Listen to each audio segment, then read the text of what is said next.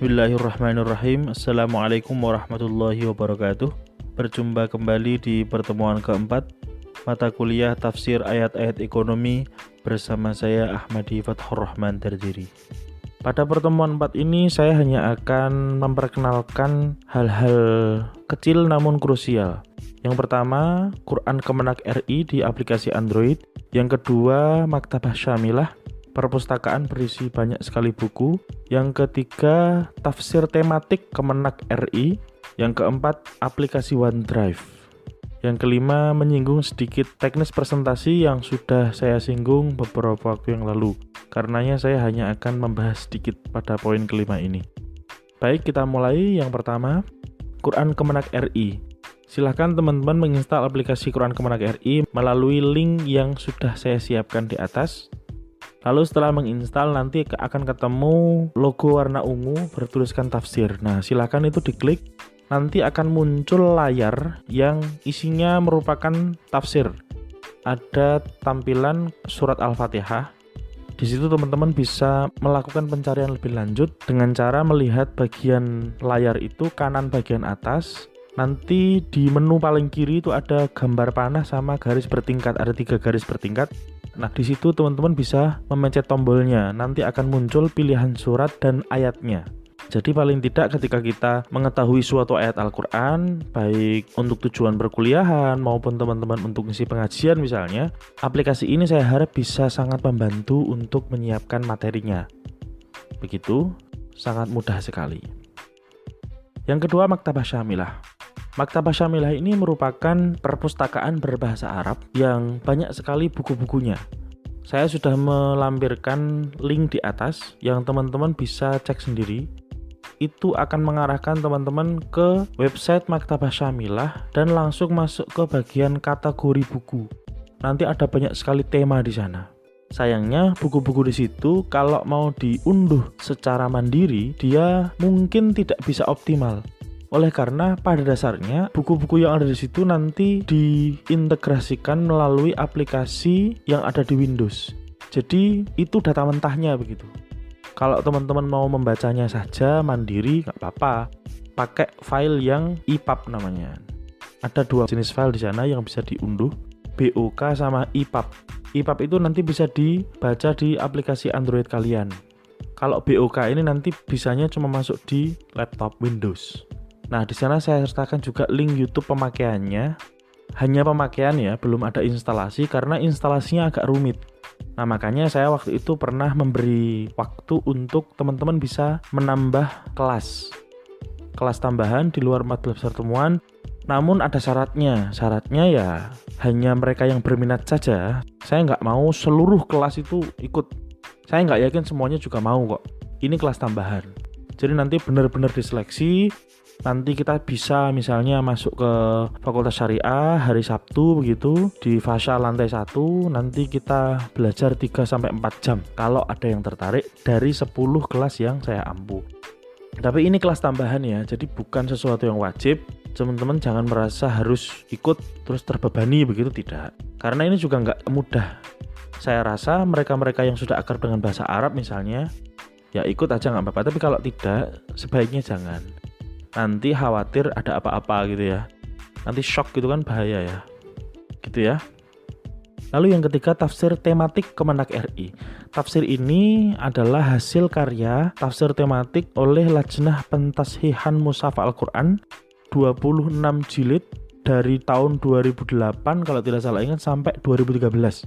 Temanya beragam, luar biasa banyak dan layak dijadikan bacaan rujukan. Baik untuk rujukan materi kuliah maupun untuk ngisi pengajian.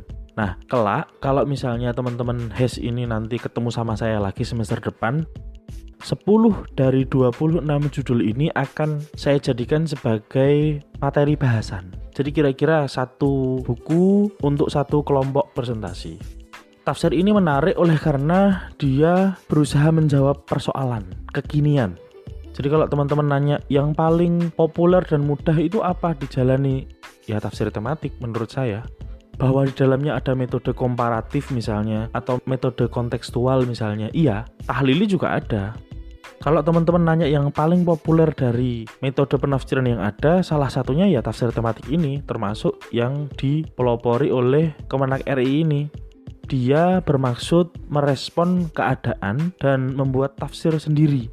Jadi inisiatif ini lebih baik daripada sekedar kita bikin tafsir tematik tapi personal, karena sudut pandangnya akan beragam.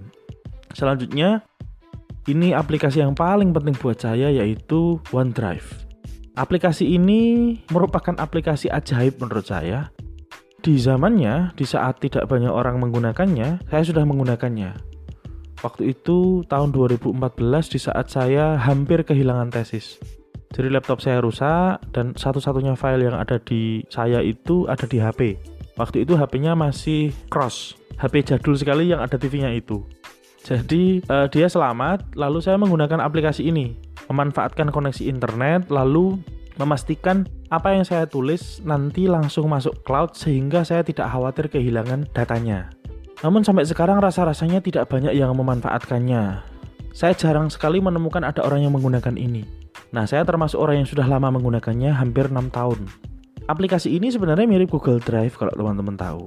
Jadi dia kayak penyimpanan online gratis begitu. Bedanya kalau Google Drive itu 15 GB, ini cuma 5 GB. Namun 5 GB pun saya menggunakannya 6 tahun masih sisa banyak. Jadi nggak terlalu bermasalah. Namun yang diupload adalah hal-hal yang penting-penting saja. Misalnya file Word misalnya. Foto itu juga terbatas. Saya nggak semuanya. Kira-kira kalau yang kamu kehilangan itu sedih, nah taruhlah di OneDrive ini. Kalau masih kurang ya Google Drive. Kenapa saya lebih memilih OneDrive saat menyimpan data yang berbasis Word begitu?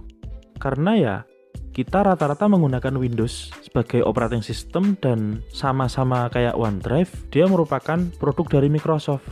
Jadi kenapa enggak kita menggunakan basis yang sama, pabrikan Microsoft. Kalau Google Drive itu belum saya rekomendasikan, oleh karena tidak banyak kita yang menggunakan OS Chrome. Nah, pada Windows 10, OneDrive ini menjadi aplikasi bawaan. Jadi kalau teman-teman beli Windows 10, beli laptop yang ada Windows 10-nya begitu, OneDrive ini sudah langsung ada. Teman-teman silakan pencet tombol Windows, lalu ketik OneDrive, nanti muncul.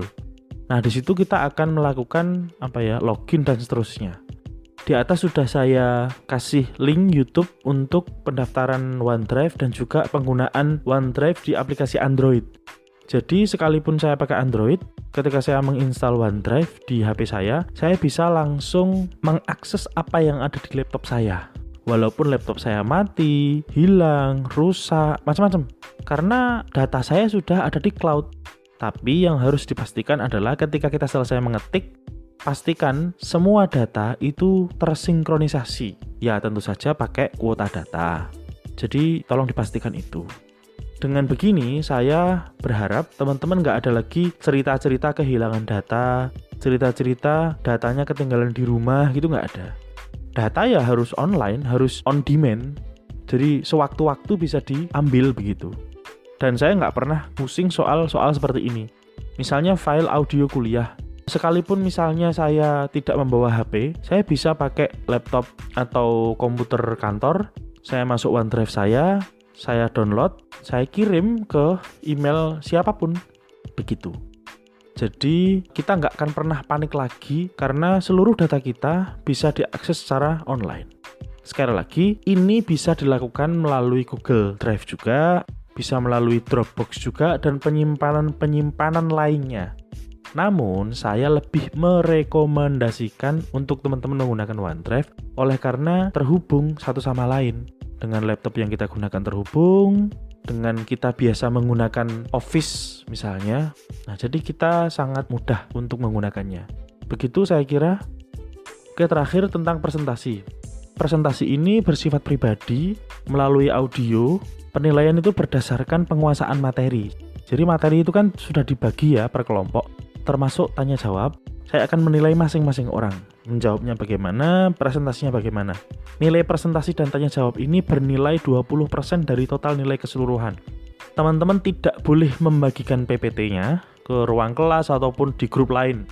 Cukup audionya saja, nanti kalian akan dinilai seberapa menguasai materi. Dan ingat, mudah bagi saya untuk menilai siapa yang menguasai dan siapa yang tidak menguasai. Jadi saya harap teman-teman mempersiapkan dengan sungguh-sungguh. Gitu ya. Baik, mulai hari Minggu nanti, tanggal 20 Oktober, kemungkinan teman-teman akan masuk ke kelas online, entah itu nanti e-learningnya IAIN Surakarta ataupun Google Classroom. Ini dilakukan semata-mata karena kebutuhan syarat kuliah online. Jadi sebenarnya saya nggak masalah pakai grup WA, cuma karena kebutuhan laporan begitu, maka teman-teman diminta untuk masuk di sana. Nah, nanti kita lihat apakah saya pakai Google Classroom atau pakai e-learning IAIN Surakarta, ditunggu saja. Namun, diskusi yang seharusnya itu tetap dilakukan di grup WA. Jadi, e-learning ataupun Google Classroom itu untuk administratif saja. Paling tidak mereka yang presentasi ngupload audionya di sana, kira-kira begitu. Nanti tapi tetap ngirim audio di grup kelas. Begitu saya kira cukup. Semoga bermanfaat. Sampai ketemu di pertemuan kelima, presentasi kelompok 1. Akhirul kalam, wassalamualaikum warahmatullahi wabarakatuh.